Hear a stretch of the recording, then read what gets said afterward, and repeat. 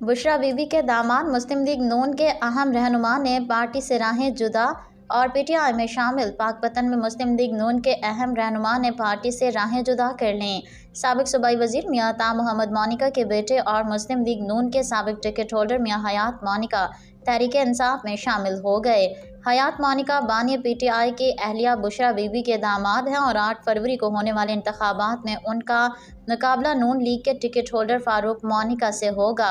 सूबाई वजीर अता मोनिका और उनके बेटे हयात मोनिका मुस्लिम लीग नून से PP 193 पाकपतन के लिए इंतखाबी टिकट ना ले सके। ज़राए के मुताबिक नून लीग ने पंजाब असम्बली के हल्का PP 193 पाकपतन से साबिक वज़ीर आज़म इमरान खान की अहलिया बुशरा बीबी के दामाद मियां हयात मोनिका और उनके वालिद अता मोनिका के बजाय फारूक मोनिका को टिकट दे दिया।